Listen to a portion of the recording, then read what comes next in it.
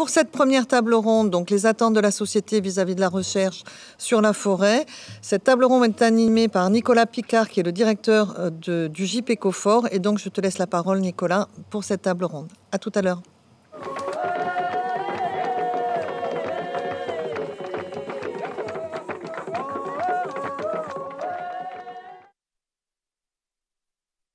Merci Isabelle, donc bienvenue dans cette table ronde sur les enjeux sociétaux adressés à la recherche.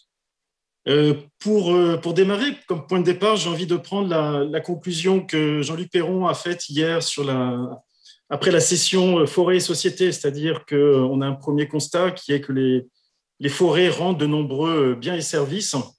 Alors des enjeux environnementaux, bien sûr, qui sont de plus en plus prégnants avec le changement climatique et un rôle que la forêt peut jouer dans l'atténuation et l'adaptation au changement climatique, également vis-à-vis de l'érosion de la biodiversité, de l'eau. On a un rôle économique de la forêt qui est essentiel, et notamment dans le contexte actuel d'une transition qu'on souhaite vers une bioéconomie qui soit davantage circulaire. Et puis, on a également une importance croissante qui est accordée à des services qui sont non marchands. La forêt comme espace de loisirs, comme patrimoine à conserver en tant que tel, et puis évidemment tout le rôle de protection que la forêt joue. Et puis j'ai envie de dire, les forêts, c'est au-delà de la forêt en tant qu'écosystème, c'est également l'arbre qui va s'immiscer dans différents milieux. On a vu hier et puis également ce matin le rôle de l'arbre dans la ville. On peut penser aussi à l'agroforesterie, les arbres isolés dans les champs qui jouent aussi des rôles très importants. Donc la forêt et l'arbre, finalement, c'est tout ça à la fois, et on ne peut pas dissocier un rôle des autres rôles. Donc ça implique, quand on regarde ça du point de vue de la société, de chercher à construire des complémentarités, voire des synergies, si c'est possible, entre les différents usages de la forêt. Et puis, lorsque ce n'est pas possible, lorsqu'il y a éventuellement des conflits, essayer de trouver des compromis. Alors, une façon de rendre des arbitrages entre ces différents usages, c'est évidemment de donner une valeur économique à ces différents usages de la forêt. Et il y a un chiffre que j'ai envie de rappeler, c'est l'évaluation qui a été faite dans l'évaluation française des écosystèmes et des services écosystémiques, les FES, de la valeur des usages récréatifs non marchands des forêts, donc qui est estimée à quelque chose entre 13 et 45 milliards d'euros par an, ce qui en fait dépasse, est plus élevé que le chiffre d'affaires de la vente de bois. Une information que j'ai envie aussi de relever, c'est le fait que tout récemment, là, au mois de mars, la Commission des statistiques des Nations Unies a adopté un nouveau cadre statistique qui tient compte des contributions de la nature. Donc l'idée, c'est d'aller vers un PIB vert, c'est-à-dire un PIB qui soit... avoir un indicateur de développement qui ne soit pas simplement économique, mais qui tienne compte également de la valeur de la nature. Donc, on a ces évolutions qui sont en cours. Donc, ce qu'on voit également, c'est que finalement, l'importance relative que la société accorde à ces différents usages de la forêt, ça évolue dans le temps, ça évolue d'un endroit à un autre. Et ce qui est important, c'est de comprendre ces variations, parce que finalement, si on a un moment un décalage entre les pratiques et les objectifs de la gestion forestière et puis les attentes de la société, on risque d'avoir des soucis. Donc, la question qu'on souhaite aborder aujourd'hui dans cette table ronde, c'est finalement quels enjeux de la société en lien avec la forêt, la recherche devrait-elle se saisir. Donc, pour aborder cette question, nous avons aujourd'hui autour de la table 6 panélistes qui sont là, et peut-être qu'on sera rejoint tout à l'heure par un septième participant. Alors, nous avons Alexis Ducousseau, qui est chercheur, généticien à INRAE, mais qui est là aujourd'hui avec d'autres casquettes, je dirais, parce qu'il y a plusieurs casquettes en même temps. Donc, Alexis est également le président du groupe forêt du comité français de l'UICN. L'ex-président, je viens de finir mon mandat. Merci pour cette précision. Membre du directoire forêt de France Nature Environnement. Et puis également un troisième rôle dans une association française de défense de l'environnement qui s'appelle la CEPENSO, la Société pour l'étude, la protection et l'aménagement de la nature dans le Sud-Ouest.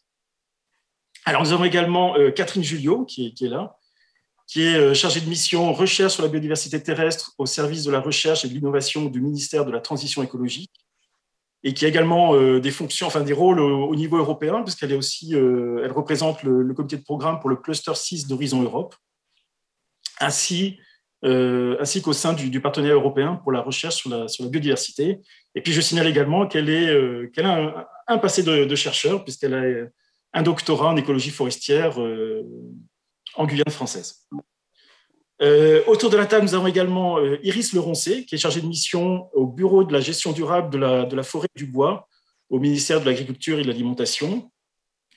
Nous avons également un représentant de l'Office national des forêts et de sa direction territoriale Centre-Ouest. Donc, il s'agit de Loïc Nicolas, qui est là également avec nous. Bonjour à tous. Nous avons un autre chercheur d'INRAE, mais comme Alexis Ducousseau, qui n'est pas là qui est là avec une autre casquette. Donc, il s'agit d'Arnaud Sergent, qui est chercheur en sciences politiques, mais qui va intervenir aujourd'hui en tant que membre du comité d'orientation du pôle de compétitivité Xylo Futur.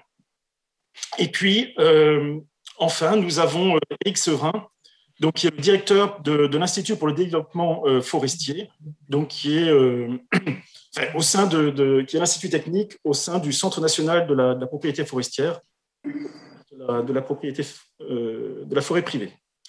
Et puis, qui vient juste de nous rejoindre, je pense, nous avons Madame Anne-Laure Catelot, donc qui est députée du Nord à l'Assemblée nationale et également auteur d'un rapport très remarqué sur la forêt et la filière bois.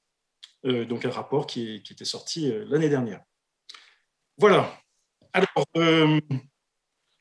nous allons commencer et j'ai une première question à poser aux intervenants qui sont autour de la table aujourd'hui, qui est relative à la perception sociétale de la forêt. Donc la façon dont la société perçoit nos forêts.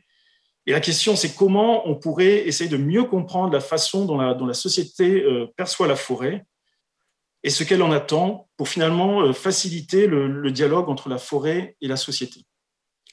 Alors peut-être je vais commencer par poser la question à Madame la députée Anne-Laure Catelot. Alors, excusez-moi, je viens d'être interpellée par un collègue dont je répondais, mais j'ai cru comprendre que vous m'interpelliez. Oui, alors... Excusez-moi, désolé. Je repose la question. Je repose la question. Avec plaisir, merci. Désolé. Oui, alors la question était relative à la perception sociétale de la forêt et comment on pourrait mieux comprendre la façon dont la société perçoit la forêt pour améliorer le dialogue entre la forêt et la société. Eh bien, alors, effectivement, vaste sujet et merci de la poser quelque part à la parlementaire que je suis en contact, on va dire, permanent avec les citoyens et donc à prendre le pouls politique quelque part et les points de vue de chacun sur de nombreux de sujets. Sur le sujet sociétal, alors il y a forcément un effet, pour moi, la forêt est devenue un élément de voisinage en fait. Un élément de voisinage, un élément paysager extrêmement important. Au-delà même, je parle de l'objet environnemental ou l'élément naturel en tant que tel. Les premiers à réagir sur le sujet sont les voisins de la forêt. Ceux qui, finalement, vivent, ont choisi d'être en proximité d'une forêt comme on choisirait son cadre de vie, en fait. D'être à la campagne, d'être à la montagne, d'être proche de la forêt. Donc, c'est la première, c'est les premières réactions et c'est souvent les premiers qui sont concernés ou qui s'impliquent sur le sujet. La deuxième personne après qui est concernée et qui se sent concernée sur le sujet sont les personnes qui ont forcément un certain usage de la forêt. Dans ces cas-là, ont une vision, on va dire, de profiter de l'espace forestier, donc soit par différents loisirs forcément assez courants en forêt, chasse, sport nature, etc. Et enfin, les derniers sont les personnes qui habitent parfois de façon plus lointaine ou pas forcément, mais voilà, plus lointaines de la forêt, en ont une image particulière avec une volonté de préserver ce cadre qui n'est peut-être pas leur cadre justement de vie quotidien, et donc parfois une vision d'Épinal de la forêt, une forêt permanente, immuable, vis-à-vis de laquelle aucun changement à leurs yeux n'est possible et qu'il faut absolument, j'allais dire, préserver de tout acte en fait de l'homme même, j'allais dire. Donc voilà un petit peu pour moi trois objets différents, j'allais dire, de la forêt. Et enfin, si je peux dire, on peut peut-être y ajouter même un quatrième point. Elle devient aussi un outil politique. Et voilà, un outil politique parce que c'est un nombre de concitoyens très liés à des associations et j'allais dire au-delà du cercle associatif environnemental s'y intéressent par le biais du militantisme politique ou par le biais du militantisme. Vous voyez, par exemple, récemment, c'est Attac, le réseau Attac, qui a commencé à s'intéresser au sujet forestier. Voilà. Ce qui n'était pas le cas. Donc, on dépasse les créneaux des habituels, j'allais dire, Réseau d'Action Climat, Amis de la Terre, FNE, bien sûr, VVF, etc. Donc ça, pour moi, c'est un nouvel essor aussi. Donc, j'allais dire la forêt objet politique en tant que tel. Voilà. Après, une fois qu'on a ces différentes typologies, j'allais dire, d'intérêt sociétal, de façon de s'intéresser en tout cas à l'objet forestier, ça mène forcément vers des actions très variées. Et le forestier en tant que tel, ou en tout cas celui qui participe à la vie de la forêt, se retrouve souvent assez démuni, puisqu'il ne s'adresse pas de la même façon, j'allais dire, à chaque public cible dont je viens de vous parler. Sur le public cible, j'allais dire, du voisin de la forêt, ce qui l'intéresse avant tout, c'est d'avoir la connaissance la plus fine de ce qui se passe en forêt, de comprendre. Il va rentrer très fortement dans une technicité, une compréhension de l'environnement forestier et d'être associé en fait aux décisions qui sont prises. C'est-à-dire d'avoir la connaissance de ce qui s'y passe, de la maîtriser techniquement et ensuite d'être associé dans les décisions qui sont prises en forêt. Voilà, je ne sais pas après si vous voulez que je sois plus longue, je peux détailler. Non, merci. Voilà, je ne veux pas faire plus long. Ouais. Oui, non, c'est très bien. Et merci beaucoup pour ces développements sur la typologie des publics, des publics qui sont concernés par la forêt. C'est effectivement quelque chose de très important. Alors peut-être du coup, je vais enchaîner avec les gestionnaires de la forêt, à la fois publics et privés, et passer la parole du coup à Loïc Nicolas. Merci Nicolas. Comme l'a rappelé la députée, effectivement, ce dialogue avec Forêt Société, pour nous, est sur les territoires un axe majeur en termes de compréhension des choses. Et quelle position et quel axe de recherche doit-on avoir en tant que gestionnaire forestier? On sait que ce dialogue Forêt Société est un axe essentiel, comme l'a rappelé aussi la feuille de route pour l'adaptation au changement climatique du ministère de l'Agriculture et de la Forêt. Et on fait aussi une priorité forte. Donc, il est important pour nous de renforcer ce dialogue en fait et cette concertation, cette animation, cette médiation au sein des territoires. Alors pourquoi? Parce que effectivement on a cette vision plurielle, globale, concertée à la fois de nos forêts. Donc ce qui veut dire que on a ces situations d'attente plus multiples vis-à-vis de la forêt, un engouement pour le matériau bois et à contrario un souhait d'une nature préservée. On a aussi cette vision globale puisqu'on est dans des territoires forestiers qui constituent et la forêt constitue une composante importante. Et c'est qui dit territoire forestier dit interaction. Forcément, on peut parler d'environnement, mais on parle aussi d'économie sur les territoires. Et puis une vision concertée, comme l'a rappelé Madame la députée, dans lequel effectivement on met en œuvre une politique, on la définit et on doit la partager et la faire comprendre. Alors les risques, en fait, pour nous, et effectivement, et notre attente, les risques, si on fait faute par rapport à ce manque de vision partagée, c'est effectivement ces critiques qu'on peut subir en tant que gestionnaire et que forestier. Et puis surtout, c'est d'avoir cette perte au niveau de la confiance par rapport à la société civile. une perte qui peut se traduire aussi bien pour des propriétaires publics que sont les communes, mais aussi nos partenaires, associations de territoire. Donc, une concertation, un dialogue qui est indispensable pour rendre intelligible, compréhensible nos actes de gestion. Et on a besoin de la recherche dans ce domaine, comme dans d'autres. Et notamment, je prends appui sur une enquête qui a été menée en 2020, donc dans la grande région centre-ouest Atlantique, par rapport effectivement, quelles attentes de la part de la gestion vis-à-vis de la recherche au niveau de ce dialogue forêt-société. Il en émerge effectivement déjà un point qui est pouvoir appréhender la perception de la forêt, son évolution dans le temps, par les différents partenaires et les associés de manière générale. Un deuxième point important qui est d'étudier les différentes démarches qui permettent de faciliter le dialogue entre gestionnaires et usagers de la forêt dans la diversité et à différentes échelles. Aussi bien effectivement le voisin de notre forêt que les médias, que effectivement les gens qui sont de passage dans nos forêts. Et puis on s'est aperçu qu'il était important d'élargir nos champs de compétences dans le domaine de la sociologie, alors directement ou indirectement. Directement parce que sur les territoires, les directions territoriales qui sont ces grands ensembles géographiques ont besoin d'une communication et d'un dialogue avec les usagers et partenaires. Et puis indirectement, on s'est aperçu qu'il faut aller chercher la ressource et les compétences au travers de la sociologie auprès des personnes référentes. Et un point qui est important, on a effectivement un pilotage pour l'instant de l'Observatoire Société par le réseau Recherche et Développement de l'Office.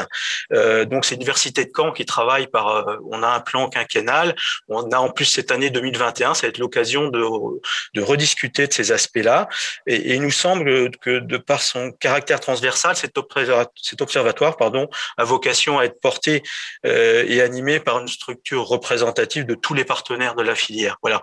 Donc, sur le fond, un besoin de dialogue et de concertation avec la société de manière générale pour faire comprendre qu'effectivement, une coupe rase, par exemple, n'est pas la finalité de la forêt.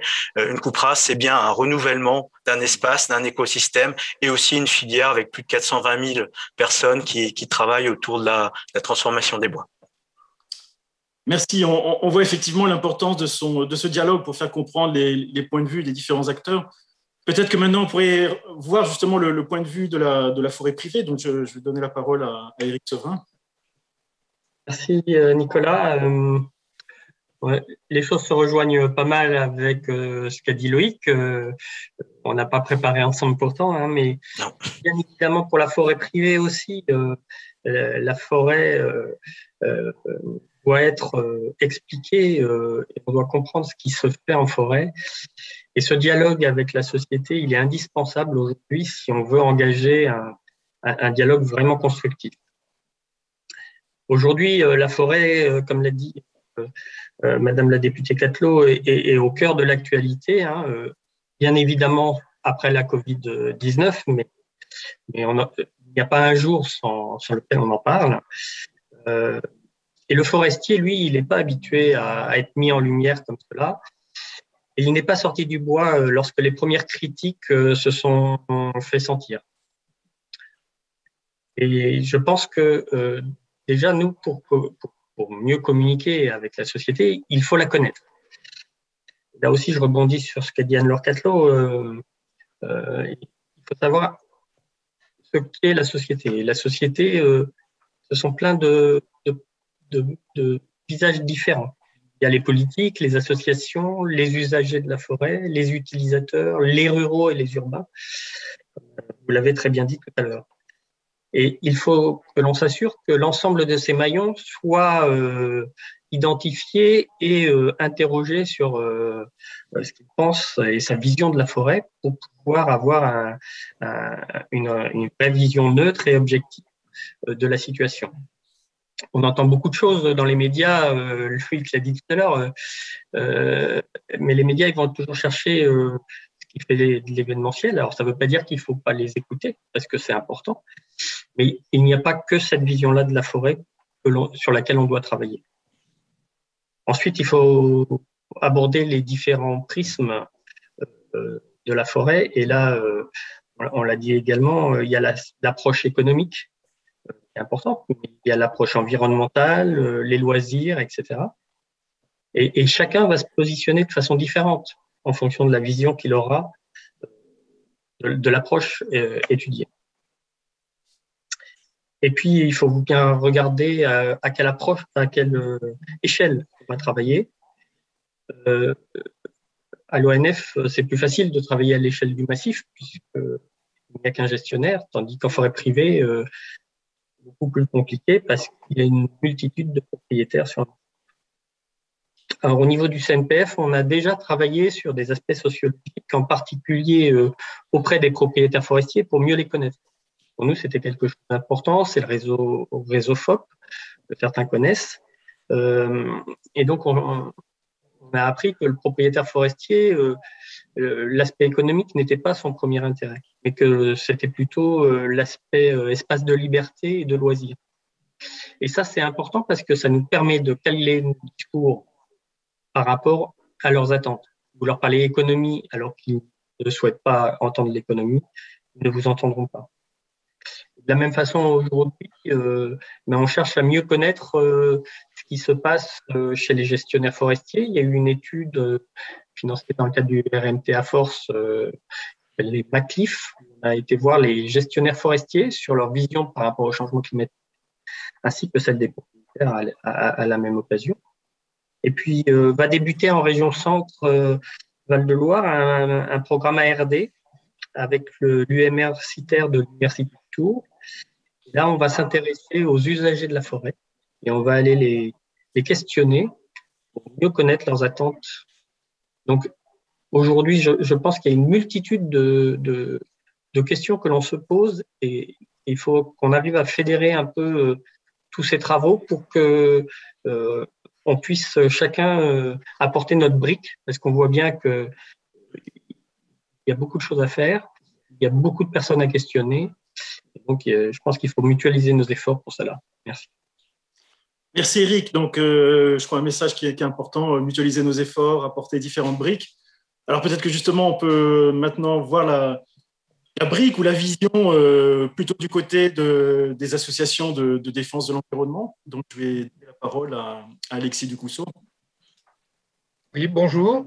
Donc, je vais commencer à faire un peu par une typologie des militants des ONG, que la typologie selon Garcia. Donc, on a une concentration de personnes concernées et d'architectes. Donc, si vous voulez, on a une pépinière d'idées, de bouillons de réflexion et qui permettent de voir émerger des questions sociétales vraiment en avance. Si, par exemple, la forêt est quelque chose qui a vraiment émergé au terme des ONG il y a un peu plus de 10 ans et actuellement, les réseaux forestiers à l'intérieur des ONG sont souvent les plus actifs, les plus puissants, chose qui n'était pas évident avant. Et je vais vous donner différents exemples. Madame Catelot a pu rencontrer avec Madame Borne, lorsqu'elle était ministre, un regroupement de 6 ONG sur un sujet forestier. Et un tel regroupement n'existe que sur la forêt. Au niveau de FNE, le réseau le plus actif actuellement, c'est le réseau forêt de manière surprenante. Donc, un dialogue avec les ONG pourrait être très fructueux pour anticiper ces demandes de la société. Actuellement, clairement, le dialogue et les idées des ONG sont rejetées. On se fait traiter souvent d'extrémistes, de Khmer verts, etc. Et donc là, il y a vraiment un problème. Alors, l'ONF fait vraiment des gros progrès, je dois dire, là-dessus. Et un des premiers points qui est annoncé pour rejeter ce dialogue, c'est l'incompétence. Or, que c'est assez surprenant, à l'intérieur des ONG, vous avez une très forte porosité, une contribution très forte, notamment de la recherche. Si on prend des associations comme Humanité et Biodiversité, qui on va rencontrer dans cette association? Des gens comme Chevassier-Louis, qui a quand même été un brillant chercheur à l'INRAE et qui a été directeur général de l'INRAE et de l'IFREMER. Gilles Boeuf, qui a été directeur du Muséum national d'histoire naturelle. Vous avez Monsieur Badré, qui a été directeur adjoint de l'ONF. On ne peut pas dire que ces gens sont incompétents. Si on prend à un niveau très local, comme la CEPANSO, qui on va trouver dans la commission forêt de la CEPANSO, un ancien responsable du CERFOB, un ancien DRAF, des chercheurs, des enseignants, pas mal de propriétaires forestiers aussi. Donc, ce sont des gens qui ont été confrontés à la forêt, qui ont des réelles compétences. Alors, évidemment, il y a des militants de base qui acquièrent souvent des bons niveaux de compétences en gestion forestière, et même jusqu'à, du fait de cet argument d'incompétent, créer des groupements forestiers. Donc, dans le plus emblématique, c'est dans le Morvan, avec Lucienne Haas, qui a été une pilote en créant un groupement forestier, mais maintenant, c'est en train de décimer partout en France. Donc, il y a des compétences forestières et naturalistes dans ces associations. Alors, je vais vous donner quelques exemples, à la limite rigolos, de rejet de propositions des ONG. Par exemple, récemment, il y a eu une consultation sur l'utilisation des matériels forestiers de reproduction en Aquitaine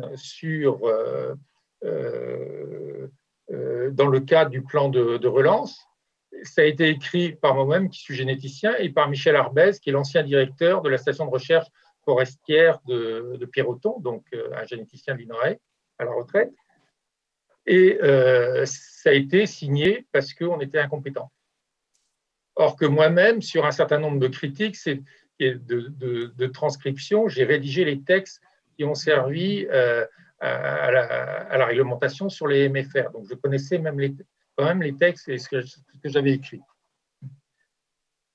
Donc, il faut voir que ce refus de dialogue a quand même des conséquences, parce que dans le groupe des concernés, ayant un dialogue difficile et des acquis vraiment très difficiles, on les envoie dans les bras des associations beaucoup plus contestatrices, et ça explique par exemple l'émergence d'une association comme Canopée, et là les forestiers auront plus de mal à dialoguer avec Canopée qu'avec FNE par exemple.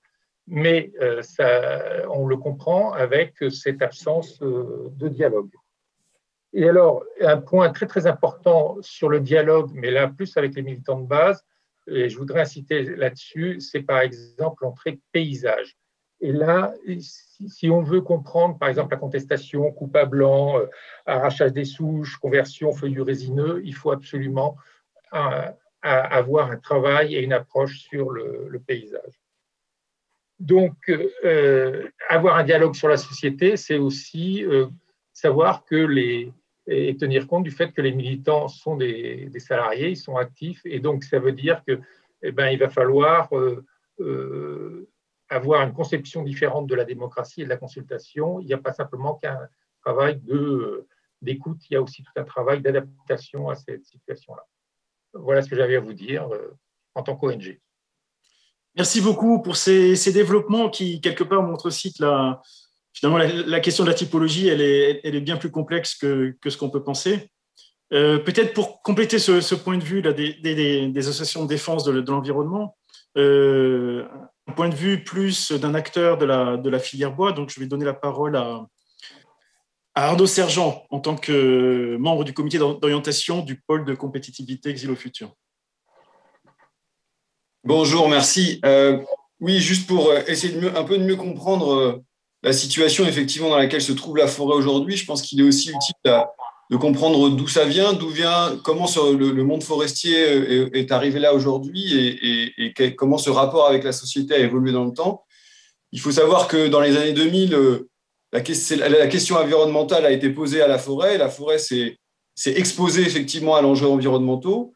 Et la réponse a été de bâtir une sorte de pacte sur la logique de la multifonctionnalité de la gestion durable, en dépolitisant très fortement l'enjeu de la place de l'environnement dans la forêt. Et les forestiers ont réussi, ils ont été encouragés globalement aussi par les pouvoirs publics pour éteindre l'incendie qui naissait à l'époque et assez rapidement clore le débat sur les enjeux environnementaux associés à la forêt autour d'un pacte assez neutre, dans lequel les forestiers, effectivement, sont restés sur leur position avec deux missions, l'une qui était la mission de conservation et l'autre qui était de dire que les choses de la forêt se décidaient sur un point de vue technique, dans un registre technique. Et 20 ans après, tout ça est balayé. Tout ça est balayé et on comprend le désarroi d'un certain nombre de professionnels du monde forêt-bois, parce qu'en l'espace de 20 ans, on leur a dit non, l'objectif, c'est plus la conservation de la forêt, c'est la mobilisation du bois. Et aujourd'hui, leur certitude et leur assise technique, elle est controversée. Controversée parce que mise à mal par le changement climatique, et controversée aussi, on l'a dit et répété, par la société, par les citoyens, qui projettent des images diverses et variées sur la forêt. Donc ça, je pense que c'est très important à appréhender, de resituer effectivement dans cette trajectoire historique ce qu'a été la confrontation et les rapports entre le monde de la forêt et la société.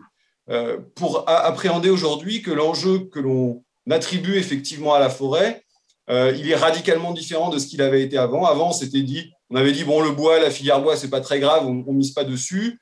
Et puis, les forêts sont effectivement une sorte de pacte. On conserve la forêt comme élément paysager.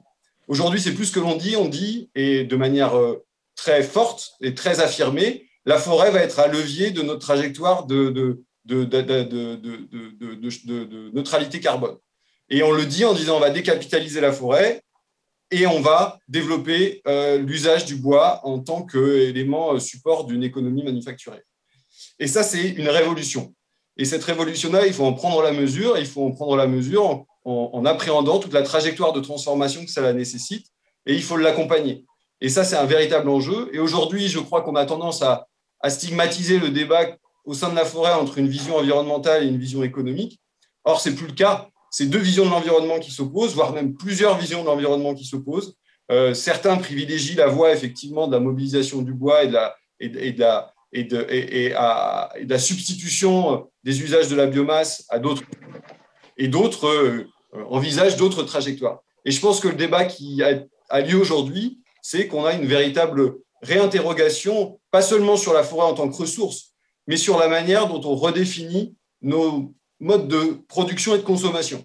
C'est de ça dont il s'agit, et la forêt a besoin d'être réinterrogée à l'aune de ça, à l'aune de la compréhension des marchés, des attentes des consommateurs, à l'aune des attentes d'un développement industriel différent. Et je pense qu'on a trop tendance à considérer que les gens ne s'opposent pas forcément à l'idée de couper des arbres. Ils s'opposent et ils s'interrogent sur quel est le modèle économique derrière qui est proposé. Et quelle est la trajectoire de réindustrialisation? Parce qu'il s'agit d'une réindustrialisation. Il n'y a plus de filière bois en France. Et l'enjeu de cette réindustrialisation pose question. Et elle pose question en priorité aussi à l'ensemble des professionnels. Parce qu'on oppose le dialogue forêt-société, mais il faut appréhender aussi la grande diversité qu'il existe au sein du monde forestier, à tous les niveaux. Une grande diversité de profils économiques. On a un tissu d'artisanat très développé, de petites PME et aussi des grands groupes capitalistiques très développés. On a une très forte hétérogénéité aussi de ce monde-là, et il faut aussi l'appréhender aussi en interne comme étant un monde très hétérogène. Et je crois que c'est vraiment sur cette trajectoire-là, il faut se réinterroger sur la réindustrialisation. Je pense qu'on en a déjà eu un échantillon sur la voie du bois énergie. On a vu que la question du bois énergie, c'est pas que le bois, il ne faut pas l'utiliser pour faire de l'énergie. C'est quel est le modèle économique derrière, le modèle de développement industriel et effectivement, in fine, d'intégration dans les territoires. Si les gens ont peut-être tant de mal à accepter les coupes, c'est peut-être pas tant parce qu'ils sont contre le fait qu'on coupe un arbre, c'est parce qu'on a rompu le lien socio-économique avec la forêt. Avant la forêt, l'économie du bois était une économie présente dans les territoires, elle fournissait de l'emploi, elle fournissait un ensemble d'éléments d'intégration dans les territoires. Aujourd'hui, c'est plus le cas. Et ça, c'est tout à reconstruire. C'est un modèle industriel à reconstruire auquel il faut penser. Et le constat que l'on peut faire, c'est que aujourd'hui, malheureusement, dans la recherche, ces thèmes-là ne sont absolument pas étudiés. C'est-à-dire qu'on s'intéresse effectivement à la disparition des épicéas, mais on ne s'intéresse pas à la disparition des scieries. Or, il disparaît autant de scieries que d'épicéas. Et c'est un vrai problème, je pense, quand on regarde les financements de l'ANR. Si vous faites la liste de tous les projets ANR, il n'y a pas un seul projet, zéro, qui s'intéresse à l'économie de la filière bois, qui s'intéresse à la sociologie de la filière bois, à l'écologie, à l'histoire, qui s'intéresse à la politique. Rien, zéro, aucun. Donc, je pense qu'il y a une vraie interrogation de fond à se dire, effectivement, réinterrogeons-nous de ce qu'est la filière bois et de ce qu'elle peut être un facteur d'intégration. Et effectivement, dans les années 60-70, on a promu un modèle de développement agricole, il s'est bâti sur la base d'un pacte social. Aujourd'hui, il faut construire un pacte social aussi autour du modèle productif que l'on veut pour la forêt. Et ça, c'est un vrai enjeu. Et je pense que l'ensemble de la société est prêt à en discuter. Et c'est normal et c'est de bon augure qu'effectivement, la forêt, la filière bois soit un espace de repolitisation de ces enjeux-là. Elle s'en est écartée pendant longtemps. Elle a essayé de s'en tenir à l'écart. Et aujourd'hui, effectivement, le boomerang revient et il faut l'affronter de manière violente. Et je pense qu'il y a une vraie appréhension à comprendre le désarroi de ce monde forestier compte tenu de la trajectoire historique dans laquelle se sont établis ces changements, et de la même manière à appréhender aussi pour la société ce qu'est aujourd'hui la grande incertitude sur quels doivent être demain nos modèles de développement et notre lien entre nos modèles de production et de consommation. Et je crois que là, il y a des champs de recherche gigantesques. Vous l'avez compris, j'ai une casquette de sciences humaines et sociales. Ce n'est pas pour rien aussi que je défends cela, mais je pense vraiment qu'il y a un vrai enjeu à cela. Et bien évidemment, je ne nie pas, et au sein du pôle de compétitivité Xylo Futur, nous avons un grand intérêt à envisager tous les développements matériaux. Il n'y a pas forcément besoin de grandes technologies. Ces développements matériaux sont aussi des enjeux de reconnexion entre les modes de consommation et les usages. Et in fine, et je pense que les producteurs de produits forestiers sont bien aussi conscients que, comme en agriculture, demain, ce que l'on va demander aux produits bois, c'est effectivement une performance environnementale intéressante, mais aussi un vrai sens en termes de connexion entre le développement économique et les enjeux environnementaux. Et ça, demain, c'est important d'anticiper et important de raisonner nos modèles de développement industriel à l'aune de ces enjeux. Voilà, je vous remercie. Merci beaucoup à la fois pour ce constat et puis pour toutes les questions finalement qui sont soulevées autour de cet enjeu de la filière bois comme facteur d'intégration dans les territoires. Donc, c'est réellement des questions de recherche qui sont derrière. Donc, ça reconnecte vraiment au sujet de notre table ronde et des questions qu'on souhaite adresser à la recherche.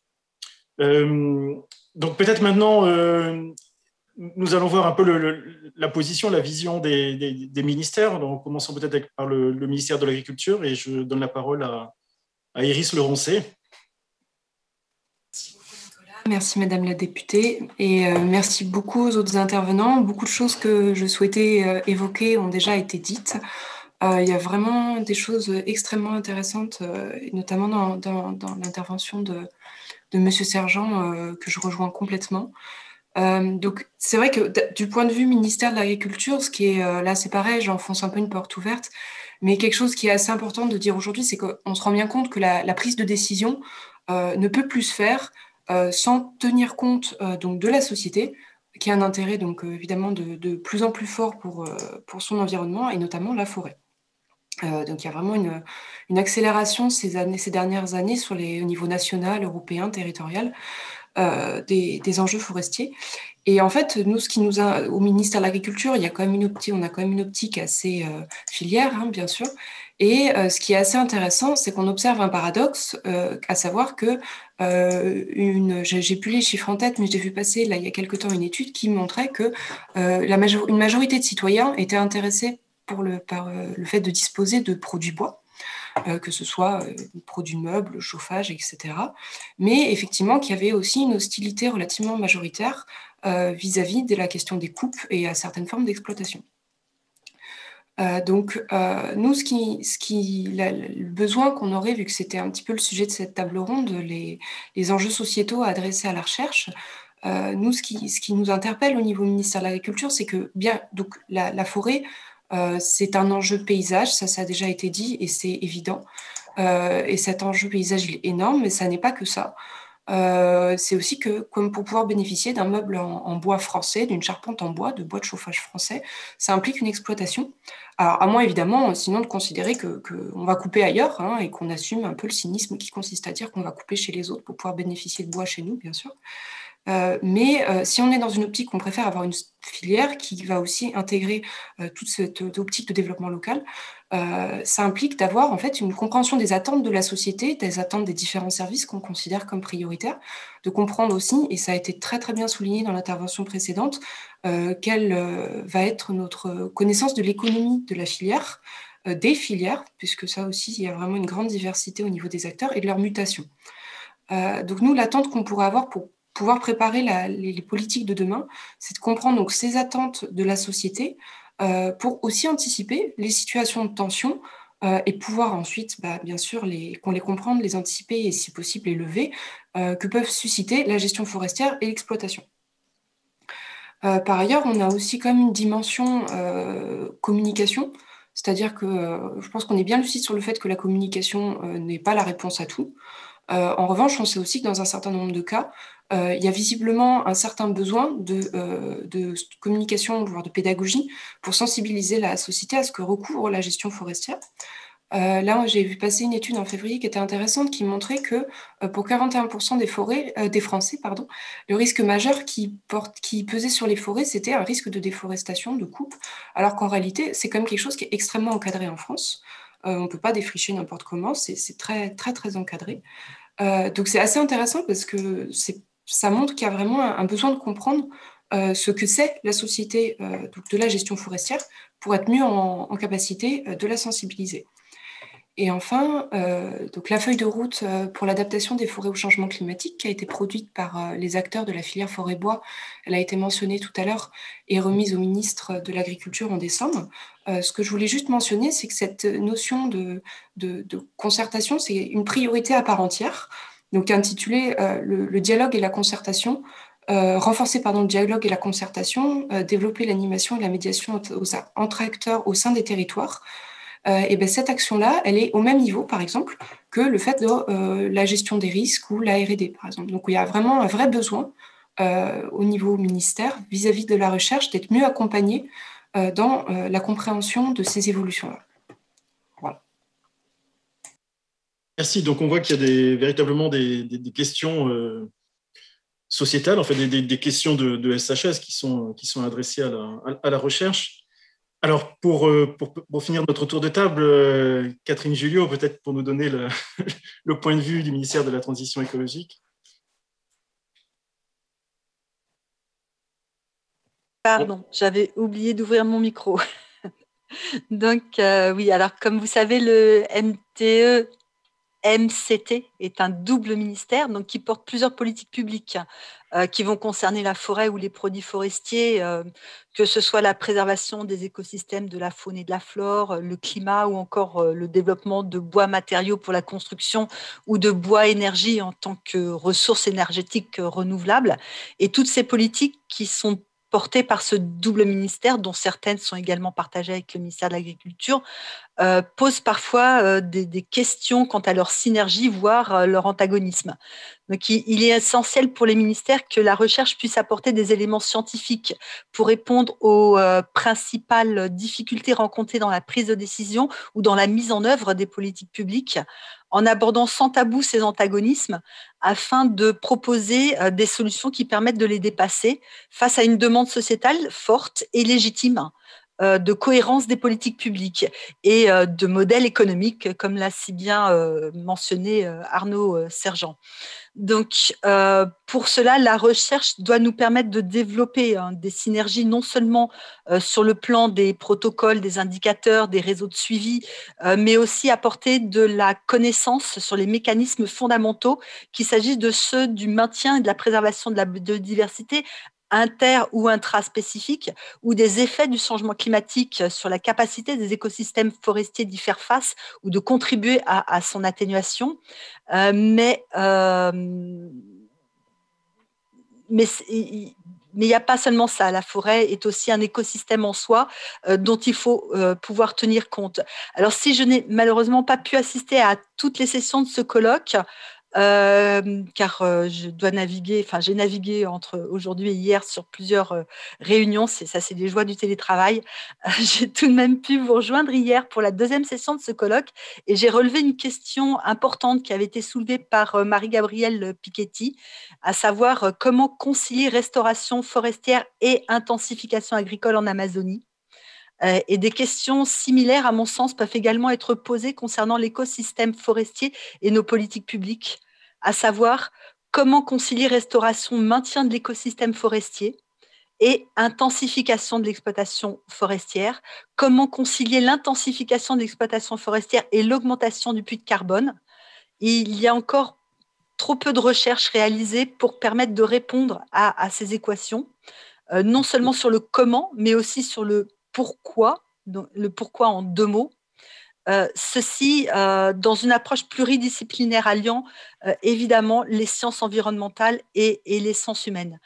Pour conclure et pour faire écho à la présentation de Claude Garcia d'hier, je voulais dire que s'il y a effectivement de plus en plus de gens qui se sentent concernés ici en France ou ailleurs, il y en a aussi de plus en plus qui ont envie d'agir, de reconstruire l'édifice. Et je ne parle pas ici de Notre-Dame de Paris, mais ce sont les résultats de la recherche et des rencontres comme celle d'aujourd'hui, même si malheureusement virtuelles, qui peuvent nous aider et nous apporter des éléments pour devenir de meilleurs architectes. Merci. Comment devenir de meilleurs architectes? C'est en effet la question finalement. Alors, le temps tourne. Je crois qu'il nous reste un quart d'heure. Peut-être une deuxième question, mais alors là, je vous demanderai d'y répondre beaucoup plus rapidement qu'à la première. On a vu un peu alors je dirais le pourquoi, mais enfin le pourquoi en un mot et en 2 mots aussi. Peut-être maintenant un peu plus le comment, c'est-à-dire quelles questions de recherche on pourrait adresser à la recherche sur finalement les modes de gouvernance qui permettraient de répondre aux différents enjeux qu'on vient d'évoquer. Donc, ça peut aller... enfin, il y a tout un gradient d'actions qui sont possibles, hein, de l'arbitrage politique jusqu'à la cogestion impliquant toutes les parties prenantes dans la gestion forestière. Donc, il y a tout un arbre des possibles. Donc, voilà. Donc, si vous pouvez y répondre beaucoup plus brièvement que pour la première question, peut-être je vais reposer la question à Madame Anne-Laure Catelot en premier. Qui cette fois-ci a été sage à écouter la question. Alors, je repose la question. Vous l'avez entendu ou je la repose? Non, je rigole, j'ai tout à fait bien entendu. En fait, juste, j'y réponds et je réponds un petit peu entre guillemets à côté. Premier élément, mais ça, vous l'avez vu, ça faisait partie pour moi du socle de départ de mon rapport, c'est que on sait qu'à l'heure actuelle, j'ai jamais voulu avoir l'outrecuidance de préciser les objets de recherche qui devaient être demain les vôtres, etc. En revanche, ce qui est certain, et eu égard aux derniers travaux qui avaient déjà été faits sur la filière au sens large, voilà, on sait qu'il manque quand même cruellement d'argent public dans cette filière et voilà, pour l'accompagner en tout cas en matière de recherche publique. Et donc voilà, je pense qu'il faut vraiment qu'on arrive à faire aboutir dans l'année qui vient les programme prioritaire de recherche pour la forêt. D'après ce que j'ai compris, ça devrait être atteint, je l'imagine, dans les 2 mois. Et sur après les objets, j'allais dire, votre problème presque par rapport à nous, acteurs publics, c'est le timing en fait. C'est-à-dire que là maintenant, nous, on nous demande déjà d'essayer de trouver les moyens de mettre en œuvre des nouvelles méthodes de concertation, des nouvelles méthodes de co-construction. Et vous voyez, là, bientôt, on a la loi 4D qui va passer après. Donc, et beaucoup d'acteurs viennent me voir pour me dire, mais Madame Catelot, peut-être que la solution, c'est une espèce de SCOT forestier qui serait par massif, qui dépasserait même les limites administratives des régions. Et que ce SCOT permettrait d'aménager en imaginant voilà, la vocation de chaque chose et dépasserait finalement une vision de pur propriétaire de sa propre parcelle forestière. Donc ça peut être en tout cas un outil intéressant, mais vous voyez, c'est le problème, c'est que nous on arrive déjà dans la phase où il faudrait rédiger ce qui est demain dans la loi et ce qui devient forcément la règle pour tous, et vous démarrez quelque part les travaux sur cela sans qu'on ait mené finalement parfois des travaux d'évaluation très poussés et de qualité recherche sur l'organisation actuelle. Donc c'est un petit peu compliqué. Voilà. Moi, c'est ça que je voulais vous dire. C'est les moyens, vraiment, je vous défendrai jusqu'au bout pour les avoir. 2, jamais j'aurai l'outrecuidance d'orienter sur les travaux de recherche que vous devez mener. Et 3, la problématique de l'action en fait, publique qui se précipite un petit peu et qui fait que je m'interroge sur le bon timing de la recherche ou la capacité à faire parfois de la recherche-action assez rapide pour nous éclairer, en fait, nous, dans nos décisions. Voilà. Merci beaucoup. Il y a effectivement cette question de calendrier qui signifie que dans la programmation de la recherche qu'on doit faire, il faut avoir différentes échéances de temps en perspective, et en particulier une échéance très courte, parce qu'il y a des enjeux qui sont également très courts. Voilà, très moyen et long terme. Il y a des choses à suivre vraiment dans le temps long. Il faut qu'on arrive à définir peut-être ces objets-là de moyen et de long terme, et d'autres sur lesquels on a vraiment des enjeux très court-termistes et qui sont finalement, comment est-ce que vous nous aidez à ouvrir le champ des possibles, à nous guider dans les choix qu'il y a à faire prochainement. Enfin, nous, acteurs publics, parlementaires, ministres, bien sûr, etc. Voilà. Merci. Et en tout cas, là aussi, un enjeu important qui sont les moyens. Je pense que les acteurs de la recherche française sur les forêts répondront présents pour répondre à l'appel du PEPR forêt. Peut-être alors sur la même question, et très, très rapidement, s'il vous plaît, parce qu'il nous reste très peu de temps, peut-être d'abord le point de vue des acteurs des associations de défense de l'environnement. Alexis, peut-être très brièvement, et puis en se focalisant vraiment sur les questions de recherche qu'on peut dégager de ces questions. Oui, donc si vous voulez, au niveau des ONG, il y a une très grande variabilité dans les ONG. Donc vous avez certaines plus intellectuelles qui peuvent vous adresser des axes stratégiques politiques au niveau recherche, poser des questions de recherche, et souvent elles sont des fois anciennes. Par exemple, si on prend les solutions fondées sur la nature, c'est une question adressée à la communauté de la recherche qui remonte à plus de 15 ans, et ça a été fait par l'UICN. Après ça, vous avez aussi une forte demande des citoyens d'agir pour ces problèmes d'écologie, d'environnement, de forêt. Donc, ces actions, ça peut être de la science participative. La LPO a été un moteur là-dessus. Et ça peut être aussi de tout ce qui est inventaire naturaliste, etc. Les associations ont de fortes compétences. Et puis après ça, ça peut être aussi de l'action. Par exemple, si on prend le cas que connaît bien Madame Catelot de Chantilly, il y a une association des volontaires de la forêt de Chantilly qui participe à des travaux de recherche. Par exemple, ils ont ouvert 70 fosses pédologiques sur la forêt de Chantilly. Donc, si vous voulez, les associations peuvent participer à la recherche, depuis donner des axes stratégiques, poser des questions qui remontent de la société, et jusqu'à agir pour la recherche. Voilà. Très bien, merci. Alors, très rapidement, j'enchaîne rapidement. Peut-être le point de vue et les questions de recherche. Alors, je vais adresser la question à Éric Sevrin pour le point de vue des gestionnaires de la forêt privée. Oui, merci. Je voulais répondre très brièvement en disant qu'on a un programme en cours qui est dans le cadre du projet LIF Artisan. Et là, on va réunir des jeux d'acteurs sur 3 sites, dont Chantilly, dont parlait Alexis. Un autre site, donc un site de plaine avec une forte affluence touristique. Un site de moyenne montagne du côté pays de Saint-Dié, et puis une forêt à consonance plutôt méditerranéenne sur le bassin des communes d'Aubenas. Et là, on va essayer de réunir l'ensemble des acteurs qui gravitent autour de la forêt sur ces 3 secteurs, leur faire partager des stratégies d'adaptation de la forêt avec des trajectoires d'adaptation qui ont été réalisées par des membres du RMT à Force, qui sont en cours de travail avec France Agrimaire. Donc, l'objectif, c'est que ces groupes d'acteurs prennent ces itinéraires, les modifient en fonction de leurs conditions locales, de leur vision de la forêt, etc., et qu'on en fasse une synthèse. Je résume très rapidement le projet, mais c'est un projet qui nous semble intéressant pour essayer de voir comment on peut arriver à des solutions consensuelles sur un secteur. Merci Éric. Il nous reste encore un petit peu de temps. Je posais du coup la même question à Iris pour le ministère de l'Agriculture. Moi, je dirais la réponse, pareil. Bon, je vais faire beaucoup plus bref que ce que j'avais prévu. Oui.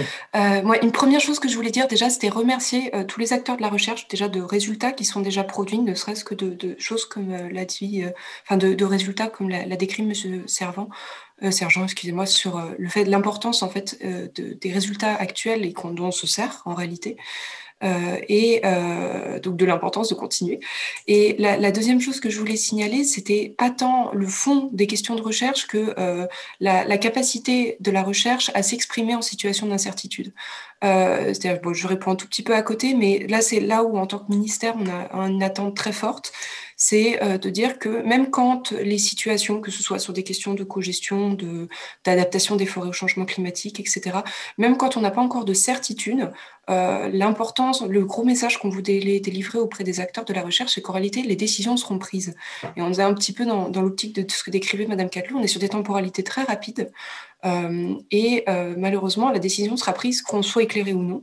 Donc déjà, une forme d'orientation sera toujours mieux que rien du tout. Alors après, il peut y avoir aussi une frustration, hein, on peut le voir avec le conseil scientifique, au niveau santé en ce moment. Le décideur peut ne pas tenir compte des orientations que lui donne le scientifique ou la communauté scientifique. Mais en attendant, au moins, il dispose de données pragmatiques sur la question. Et ça, on sait que c'est difficile pour la recherche, un passé en recherche aussi. Donc, je comprends la difficulté des fois de s'exprimer en situation d'incertitude. Mais c'est quelque chose sur lequel on a une vraie attente. Parce qu'en réalité, de toute façon, il faut que les choses, dans une certaine mesure, avancent, et autant si possible qu'elles avancent, pas forcément dans la direction idéale. On se rendra peut-être compte que dans 20 ans, ce n'était pas exactement ce qu'il fallait faire, mais ce sera peut-être toujours mieux que rien du tout. Voilà. D'accord. Merci. Donc, sur toujours cette question d'articulation de pas de temps et d'attente, le ministère de la Transition écologique, Catherine? Oui, alors je vais aussi essayer d'être très brève. Donc, malgré l'arrêt du programme BGF, hein, que beaucoup d'entre vous ont bien connu, le MTE reste très impliqué et continue à soutenir la mise en place de programmes de recherche sur la forêt, en particulier via un vaste PEPR dont a parlé Mme Cattelot, dont le périmètre pourrait inclure des aspects liés à la séquestration du carbone, à l'adaptation au changement climatique, mais aussi la résilience de l'écosystème forestier, que ce soit au niveau des espaces naturels préservés ou à préserver, je pense en particulier aux forêts subnaturelles, ou dans les espaces forestiers exploités en fonction des différents modes de gestion, régulière, irrégulière, adaptative. Donc aussi la préservation et le rôle de la biodiversité, y compris celle des sols forestiers dans tous ces mécanismes. Ceci, bien sûr, avec une nécessaire prise en compte des impacts économiques, environnementaux et sociétaux, avec une approche pluridisciplinaire en tenant compte des spécificités locales et régionales, y compris dans les Outre-mer. Voilà, merci. Merci beaucoup. Peut-être maintenant revenir sur les questions de recherche qui avaient déjà été soulevées par Arnaud Sergent, alors avec le point de vue donc plus de la filière bois. Mais alors, du coup, sur les questions plus questions de recherche liées à la gouvernance, qu'est-ce que vous pourriez nous... Alors, moi, ça me connaît. Je travaille sur les politiques forestières, hein, donc je ne fais que ça, en fait. Travailler sur la gouvernance de la forêt. Donc, il existe malgré tout des petites choses qui sont soit appliquées, soit un peu moins, mais en tous les cas, et qui sont dans des pas de temps, des fois très courts. Hein. Je suis en train d'évaluer un dispositif qui, pour le coup, était le même que celui du plan de relance, mais voilà, c'est aussi à l'administration à apprendre aussi à la manière de travailler et d'incorporer les connaissances précédentes dans les évolutions aussi des programmes. Et moi, je voulais juste faire aussi un point sur la place, parce qu'on a parlé, effectivement, on voit que les enjeux des SHS sont importants. Je crois qu'on a tendance à considérer que les SHS sont là pour faire la médiation des sciences techniques et naturelles. Et c'est-à-dire qu'en gros, on les convoque effectivement dans des programmes pluridisciplinaires, etc. Et on obère totalement la dimension absolument nécessaire d'avoir aussi des connaissances fondamentales, de développer une connaissance fondamentale appliquée à ces domaines-là et de se dire que, effectivement, ça paraît peut-être fou, hein, mais je vous jure qu'en sociologie, en sciences politiques, en géographie, en histoire, il y a de la recherche fondamentale, il y a des travaux où on essaye de produire de la connaissance, de poser un certain nombre de bases, de prérequis, et où on est capable de poser des questions de recherche aussi.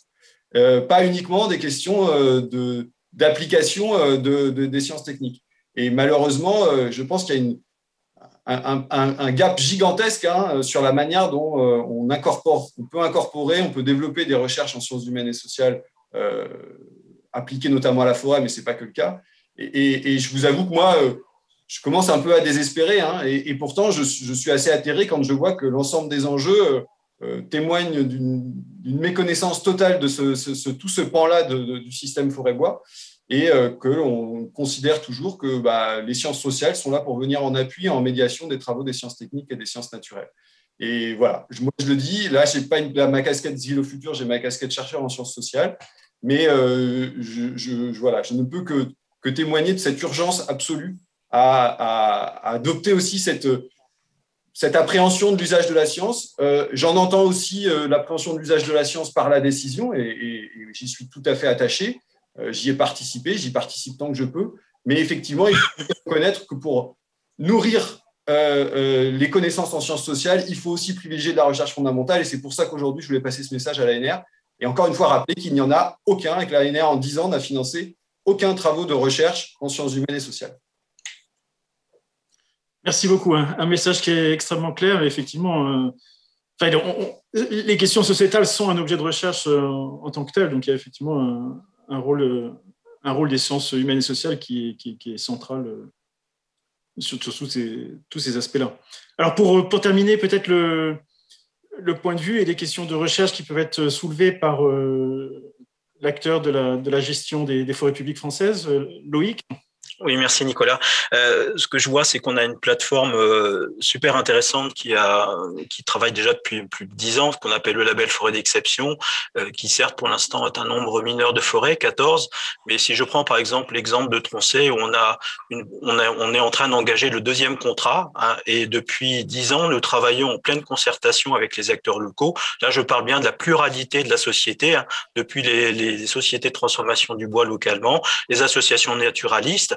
Et je vois que ça nous a permis aussi d'intégrer les connaissances dans ces domaines-là, notamment je pense sur les chauves-souris. Tronchet, c'est 2/3 des espèces présentes en France, et on travaille très activement avec les associations locales de protection de l'environnement comme Chauves-souris Auvergne. Et on a même emmené ces personnels-là marquer des arbres avec nous en forêt. Donc il y a, au travers des plateformes de forêt d'exception, on a vraiment des enjeux forts et partagés. On est vraiment dans de la concertation et de l'échange au travers du comité de pilotage, et qui vont jusqu'à des actions concrètes portées par nos partenaires au sein de la forêt. Mais il y a bien une façon de travailler et d'échanger qui est dans une transparence et un échange au quotidien. Et on peut parler de thèmes d'histoire, de production de bois, de protection des milieux. Donc je pense que ces plateformes et les comités de massif que l'Office souhaite mettre en place dans les 5 ans qui viennent, qui seront de l'ordre de 200, pour rappel, on a 1300 forêts domaniales en France, hein, je parle des forêts domaniales. Il y a un vrai enjeu effectivement sur les comités de massif, sur le label forêt d'exception, pour avoir un échange partagé. Et concrètement, c'est pour moi au niveau scientifique et en termes d'études, une approche qui serait, d'ailleurs nos collègues du Comité national d'orientation ont fait ce travail déjà d'analyse, hein, de ces domaines, et je pense qu'il y a un vrai fond et une vraie connaissance à prendre dans ce domaine-là pour la démultiplier déjà sur les forêts publiques, mais aussi partager avec la forêt privée et les différents partenaires. Voilà, je fais court, mais l'échange, la concertation au concret, c'est aussi les bottes aux pieds. Voilà. D'accord, merci beaucoup. Alors, je crois qu'on a un petit peu plus de temps que... Je pensais que ça s'arrêtait à midi, mais on a un petit peu plus de temps. Ça tombe bien parce qu'on a débordé. On avait prévu un temps pour répondre à des questions de l'audience. Alors, je ne sais pas, apparemment, il n'y a pas de questions qui sont remontées dans le chat. Donc, du coup, à moins qu'il y ait des... Je ne sais pas si nos participants autour de la table on peut dire tout ce qu'ils avaient sur le cœur, ou s'il y a d'autres sujets à souligner. Dans ce cas-là, levez la main et ce serait encore un petit moment d'échange qu'on pourra prolonger. Bon, sinon je peux dire quelques mots de conclusion. Je pense que ce qui ressort finalement de cet échange ce matin, c'est que les écosystèmes forestiers, il y a un préfixe à ajouter devant écosystème, c'est sociaux. Donc, il faudrait qu'on parle de socio-écosystèmes. Et ça, pour bien mettre l'accent sur ce lien entre l'humain et puis la forêt. Donc, ça, c'est quelque chose qui paraît assez central. On voit qu'il y a des besoins de recherche pour comprendre le lien entre les décisions humaines et puis les dynamiques écologiques. Et que pour adresser ces questions, quelque part, les sciences humaines et sociales doivent avoir un rôle central et pas simplement un rôle d'appui à d'autres travaux de recherche. On voit qu'on a un besoin de construire sur le long terme, même s'il y a des questions auxquelles on doit répondre sur un pas de temps beaucoup plus court, parce qu'on a on a des changements globaux, hein, qu'ils soient le changement climatique, qu'ils soient l'érosion de la biodiversité, etc., qui commencent à imposer un calendrier assez serré. Donc, il y a également cette question du temps auquel il faut réfléchir pour répondre à des questions de recherche. On a un besoin de soutenir et d'étayer des choix politiques, mais en impliquant tous les acteurs qui sont concernés dans ces choix. Et ça, aussi à différentes échelles spatiales. Donc, ça doit aller depuis les territoires locaux, je dirais, jusqu'au niveau... alors, c'est peut-être pas ressorti énormément ce matin, mais c'est ressorti hier dans la session, très clairement dans la session Forêt et Société. Donc, c'est des questions qui vont jusqu'au niveau international, jusqu'à l'échelle globale. Et finalement, on doit interroger des rapports entre les hommes et les forêts dans leurs usages, mais pas simplement, également dans leur imaginaire. On a vu en particulier hier que donner une valeur économique, ce n'est pas suffisant. Il faut également voir les comportements des acteurs, les prendre en compte pour interroger ces rapports qui sont complexes. Voilà ce que j'ai en conclusion. Alors, oui, Isabelle. Ouais, merci Nicolas. En fait, on a vu plein d'échanges au niveau du chat. Donc peut-être que ces échanges qui étaient entre les participants peuvent aussi remonter d'une façon différente et poser des questions aux participants à cette table ronde. Donc on vous laisse 5 minutes peut-être pour reformuler ces échanges en questions, puisque ça provoquait des réactions parmi vous. Donc, peut-être avant de fermer la discussion, Nicolas, on laisse 5 minutes de plus à nos participants pour reformuler ces échanges plutôt en questions adressées aux panélistes de cette table ronde. Voilà. D'accord. Mais, je te laisse poursuivre. On n'a pas la vision, enfin moi je n'ai pas en tout cas la vision des échanges. Je ne sais pas si c'est possible... on a un petit souci au niveau des ordinateurs, donc le travail que faisait Antoine, si tu veux, pour te le faire remonter.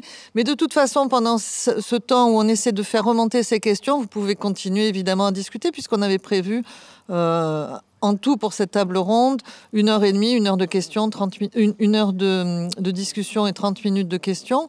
Donc ça vous laisse le temps pour développer certains aspects que vous n'aviez pas eu le temps de faire, en attendant de voir remonter ces questions.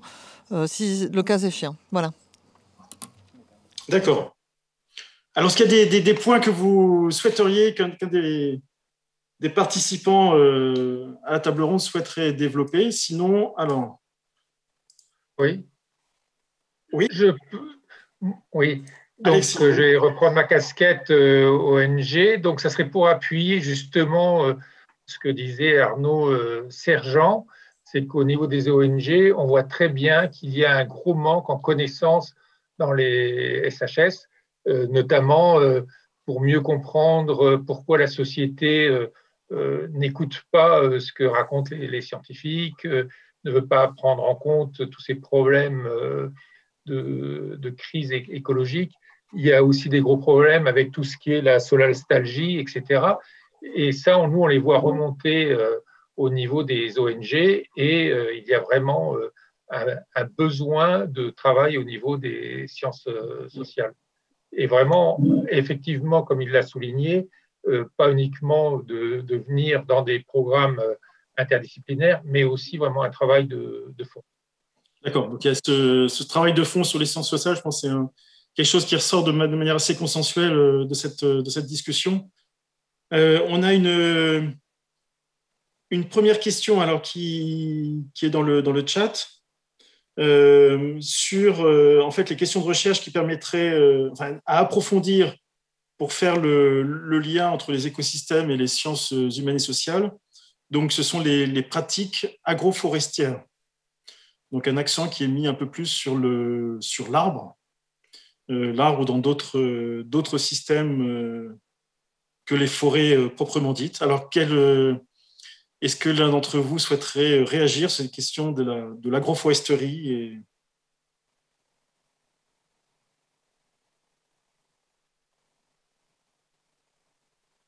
Peut-être, alors, peut-être, Catherine, je ne sais pas si du côté du ministère de la Transition écologique, je pense que la question, quelque part, c'est c'est aller au-delà des forêts, prendre également en compte les arbres lorsqu'ils sont dans des milieux qui sont pas forcément forestiers ou qui sont à la marge des forêts. Moi, j'aurais presque envie d'étendre la question, c'est-à-dire pas simplement les agroforêts, mais également le bocage, sylvo-agropastoraux, voir les arbres dans les villes, voir les arbres isolés dans les champs qui rendent des services de pollinisation, les arbres dans les haies, toutes les questions de paysage aussi, de bocage, etc. Je pense que les questions forestières, ça va au-delà des forêts, ça concerne aussi tous ces systèmes-là. Alors, je ne sais pas si au niveau de la...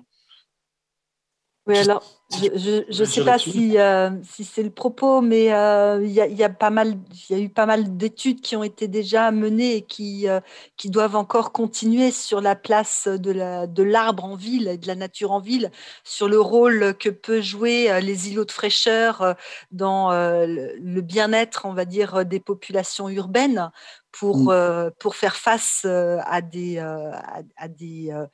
effets forts d'augmentation des températures.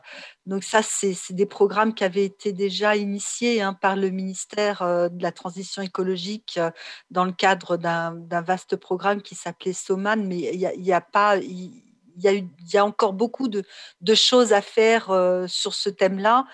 C'est un thème, alors je ne vais pas non plus, mais c'est un thème qui sera nécessairement repris dans le cadre des programmes de recherche européens. Il y a une mission sur la ville, la Smart City, qui abordera aussi ces questions-là, pas seulement, bien sûr, plein d'autres, et probablement aussi des appels à projets de recherche dans le cadre d'Horizon Europe concernant et même du partenariat européen Biodiversa, sur les solutions fondées sur la nature et la nature en ville. Donc ça, c'est effectivement des voies de recherche qu'il convient encore de développer, parce qu'on est loin d'avoir encore toutes les réponses aux questions qu'on peut se poser. Oui.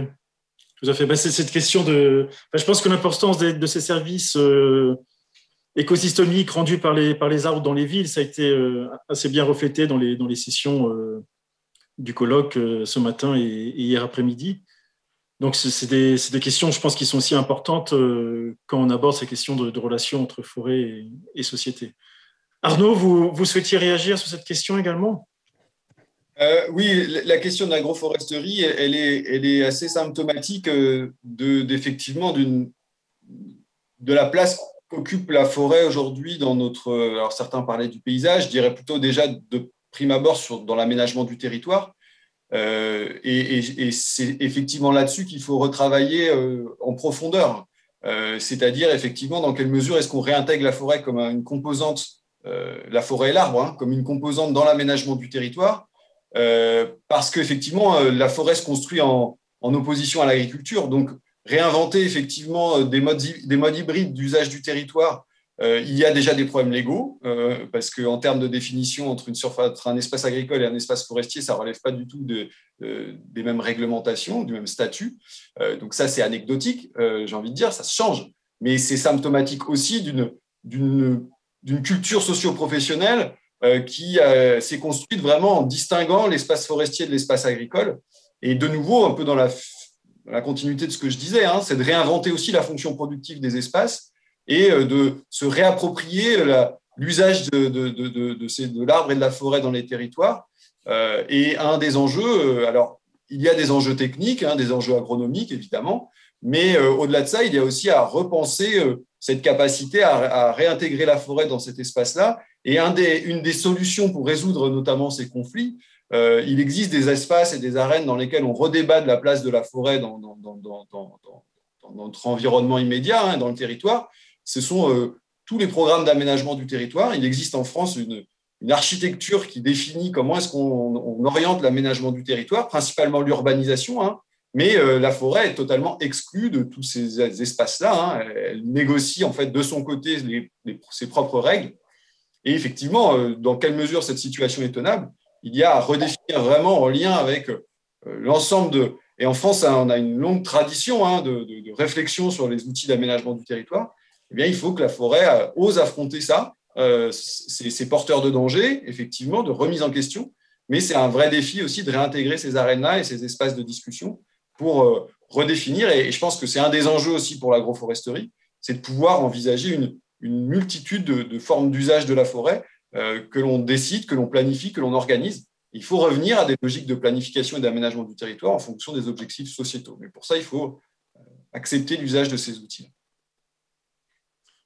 Merci beaucoup pour cette réponse. Alors Loïc, je crois que vous… Oui, pour compléter ce que vient de dire Arnaud, en fait, et reprendre mon exemple de Troncé dans l'Allier, il nous est apparu d'entrée de jeu dans les définitions, on va dire par rapport à la forêt d'exception, de ne pas rester effectivement dans notre massif de 10 500 hectares, mais bien d'intégrer l'ensemble du territoire dans nos réflexions. Et pour nous, dissocier par exemple le bocage de la forêt n'avait pas de sens, puisque on sait que ces corridors écologiques ont eu un rôle important dans le maintien des espèces il y a plus de 2 siècles. On sait que la ruralité sans la forêt, on va dire ce qu'évoquait la députée Catelot, les difficultés qu'on peut rencontrer avec le voisinage, les aspects de paysage, de gestion des lisières, tout ça est intimement lié. Et ça nous a paru très important dans notre démarche d'avoir une action globale, pas à l'échelle des 1000 hectares, mais à l'échelle des 54 000 hectares du territoire de la communauté de communes. Voilà. Oui, donc il y a des questions d'intégration d'échelle qui sont effectivement très importantes. Alors, peut-être on va embrayer sur une deuxième question. Alors là, c'est plus l'échelle, c'est plus l'échelle spatiale, c'est l'échelle temporelle. Et alors la question est comment vous conciliez le temps forestier et le temps politique. Donc, je comprends un temps forestier qui est long par nature et un temps politique qui serait peut-être plus rapide. N'est-ce pas une chance d'avoir une vision, d'anticiper et de faire de la recherche? Alors peut-être, je ne suis pas sûr forcément de bien comprendre la question, mais je comprends tel que, n'est-ce pas une chance pour le temps politique d'avoir un temps forestier qui est plus long, ce qui permet d'avoir une vision, anticiper et faire de la recherche? C'est comme ça que je comprends la question. Alors nous avons quelques participants autour de la table qui ont dû nous quitter malheureusement. Alors, Catherine. Si je peux me permettre juste, parce que cette question me fait penser à une chose qui m'avait interpellée il y a très longtemps quand j'avais discuté avec le président de l'UNESCO, mais dans une vie antérieure, où il m'avait dit il n'y a pas de science à appliquer sans science fondamentale. Et il ne peut pas y avoir de science à appliquer sans science fondamentale. Donc ça, c'est effectivement un point qui, pour moi, est assez important parce que c'est vrai que la recherche appliquée est importante, mais il faut maintenir une recherche fondamentale. Et j'ai peur que les pressions, les besoins des politiques publiques et les besoins légitimes des territoires d'avoir des réponses à leurs questions de gestion ou de prise de décision entraîne, on va dire, la recherche à ne plus faire de recherche fondamentale. Et ça, ce serait vraiment, vraiment une très grosse perte, y compris pour les politiques publiques. Oui. Bon, je pense que c'est un risque qu'on peut essayer d'éviter. Éric, tu souhaitais réagir sur cette question d'échelle temporelle? Je pense que le rôle d'organismes comme le RNTA Force, c'est très très important et le ministère finance le RNTA, le ministère de l'Agriculture finance le RNTA Force. Là, on y retrouve toutes les composantes de la recherche du développement forestier, de l'enseignement et les gestionnaires. Alors, il manque l'aval de la filière, mais ce lien recherche appliquée, à cet endroit-là, par rapport au changement climatique, c'est une richesse extraordinaire que l'on a. Et garder ce lien, être au courant de tout ce qui se fait, d'essayer d'être au courant de tout ce qui se fait, parce qu'il se fait tellement de choses il y a des choses qui passent à travers, mais c'est extrêmement important pour nous tous, parce qu'on ne disperse pas nos forces, on les mutualise et on gagne énormément de temps dans les réponses que l'on peut apporter. Et nous, on va poser des questions à la recherche qui va pouvoir nous répondre, et la recherche va pouvoir nous apporter des réponses qu'on pourra diffuser. Après, sur le temps, la forêt, c'est vrai que c'est une exception et que parfois les recherches sont plus longues qu'en agriculture ou dans des domaines comme ça, parce que quand on plante un arbre, c'est pas l'année d'après qu'on a les réponses, sauf si on veut savoir s'il meurt ou pas. Mais voilà, il y a cette temporalité qui est compliquée, effectivement, de politique publique, recherche appliquée. Il faut faire avec. Hein. C'est à nous de bien définir la façon dont on va pouvoir travailler. Merci Eric. Je reviens un petit peu sur ce que disait Catherine tout à l'heure. Je crois qu'effectivement, l'importance des sciences fondamentales, alors je vais répéter, elle est fondamentale elle-même. On évoquait tout à l'heure l'éventail PEPR forêt, donc le programme équipement prioritaire de recherche sur les forêts. Dans ce cadre-là, on parle effectivement d'un niveau qui est très en amont dans la recherche. Donc on est bien sur ces questions je pense, de sciences fondamentales. Et quelque part aussi, j'ai envie d'ajouter d'innovation et de rupture dans la façon dont on pense. Donc je pense que dans ce cadre-là, on est bien sur un temps long. Après, effectivement, il ne faudra pas perdre de vue toutes les questions de transfert de ces résultats de la recherche fondamentale vers des sciences plus appliquées, vers le développement. Il faut qu'on puisse aboutir à la fin à des outils d'aide à la décision. C'est des choses qui sont absolument très importantes. Et je pense que dans le paysage... Ah pardon, Iris. Non, vas-y, finis. Oui, je disais dans le paysage de la recherche française, je pense qu'on est bien armé pour pouvoir couvrir tout ce gradient de la science fondamentale vers les sciences appliquées et ensuite développement et ensuite outils d'aide à la décision. Donc c'est à nous de bien nous organiser pour qu'on puisse couvrir tout ce gradient, mais en n'oubliant pas, en ayant cette vision à long terme qui est fondamentale. Oui, Iris. Donc oui, non, tout à fait. Je pense qu'il y a vraiment un point de vigilance à avoir sur le fait que la recherche fondamentale est à la base du reste. Ça, je suis tout à fait d'accord avec ça. Et par ailleurs, c'est effectivement un des points d'intervention que je voulais faire. Je voulais soutenir le rôle extrêmement important d'organismes comme le RMTA Force ou le JPECOFOR, qui sont, de mon point de vue, vraiment des chevilles ouvrières de cette question, justement, d'essayer de faire le lien entre ce temps très long de la recherche et ce temps très court, voire très, très, très court, de la politique. Et donc là, je pense qu'il y a vraiment un gros enjeu à mettre en avant et faire fonctionner ces organismes-là. Et le dernier point que je souhaitais mettre en avant, c'était peut-être aussi l'importance de travaux de synthèse, quand je disais tout à l'heure qu'il y a vraiment, je remercie beaucoup déjà une partie des travaux, tout ce qui a déjà été fait au niveau de la recherche. Quand on est du côté chercheur, on ne se rend peut-être pas forcément compte de la richesse qu'offrent des synthèses, comme là je vois récemment j'ai lu une synthèse justement INRA-IGN sur l'atténuation, de synthèse en français, avec un résumé pour décideurs en 2 pages, accessible, qui peut être lu, mobilisé rapidement. Et ça, je pense, c'est un autre point qui peut aider à faire beaucoup de liens entre le temps très long de la recherche, en intégrant la part d'incertitude de ces synthèses-là, parce qu'on sait qu'il y en a. Mais voilà, souligner que ça peut être aussi une façon de faire le lien. Quand un champ semble suffisamment mûr, ne pas hésiter à faire des travaux de synthèse en français avec des parties suffisamment accessibles qui synthétisent des rapports qui peuvent être évidemment beaucoup plus fournis. Voilà. Oui, tout à fait. Le recul sur sur le passé et surtout ne pas perdre la mémoire de ce qui a été fait. Il y a eu deux grands programmes de recherche en particulier. Enfin, en tant qu'Ecoforce, j'y pense tout de suite, c'est BGF et GICC. Et il y a ce travail de synthèse qui est aussi très important à faire, effectivement.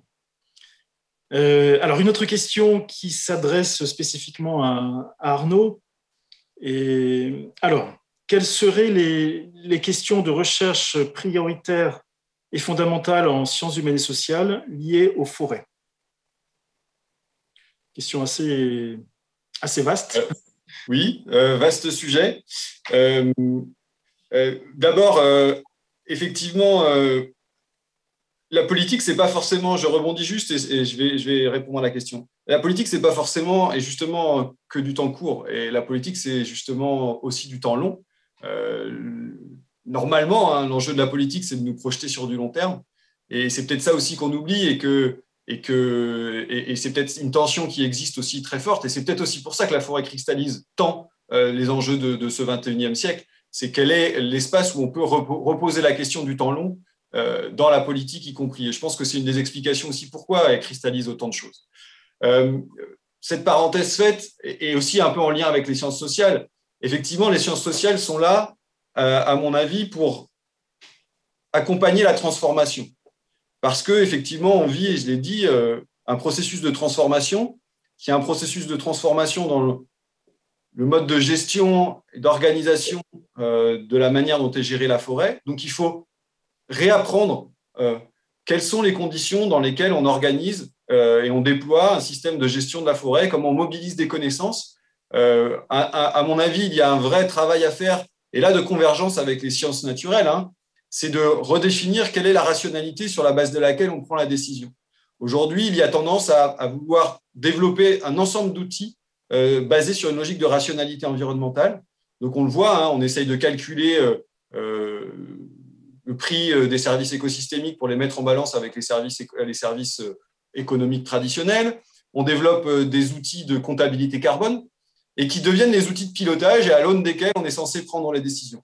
Et là, il y a un vrai enjeu à se réinterroger sur ces outils de prise de décision, la manière dont effectivement ils sont alimentés par les sciences, mais aussi de garder en tête sur ce qu'ils veulent dire dans les conditions dans lesquelles se fait le débat, s'organise le débat public de la décision et dans lesquelles on prend ces décisions-là. Et je pense que là, il y a un vrai front de recherche en termes scientifiques de réfléchir à l'ensemble de ces outils de prise à la décision et comment, effectivement, la forêt est un espace dans lequel on essaye de réintégrer la rationalité environnementale comme élément de prise de décision. Un deuxième champ de recherche, à mon avis, c'est sur la transformation des systèmes industriels. Comme je l'ai dit, mais il n'y a pas que la forêt. Hein. La France a abandonné totalement ses réflexions sur l'économie industrielle. Il y a un vrai enjeu de se réapproprier les questions d'économie industrielle, c'est-à-dire de comprendre effectivement comment on articule les besoins d'une firme, des besoins d'un investisseur particulier, avec un développement industriel, c'est-à-dire une entité qui remplit effectivement un certain nombre de services aussi pour la société. Et ça, il y a une vraie réflexion de fond à avoir, et l'espace forestier de la filière bois est très propice à cela, puisque autour de cette économie industrielle-là, on a moyen d'appréhender effectivement la manière dont on articule un ensemble de firmes, d'entités économiques, et comment est-ce qu'elles s'articulent entre elles. Et enfin, deux autres, à mon avis, champs de sciences fondamentaux qui sont en lien avec ce qu'on a dit tout à l'heure, c'est-à-dire cette confrontation entre le monde forestier et la société. Les deux premières sont pour travailler un peu l'hétérogénéité aussi au sein du monde forestier. Les deux suivantes sont davantage pour regarder un peu ces zones de confrontation entre le monde forestier et la société. La première, c'est la question des conflits, hein, la manière dont, effectivement, ça a été exprimé, hein, se définit, s'exprime. Alors, pour ça, il y a plein d'approches scientifiques différentes qui peuvent être mobilisées, mais mieux comprendre comment s'organisent, comment se déploient les conflits, comment est-ce qu'ils se résolvent éventuellement, ou comment est-ce qu'ils restent en tension. Et le dernier champ, c'est vis-à-vis des marchés, des consommateurs. Et il y a une vraie appréhension à mieux connaître, à mieux développer des recherches sur la connaissance des marchés, sur la connaissance de l'organisation des marchés, des règles d'organisation des marchés, des comportements des consommateurs, des attentes des consommateurs.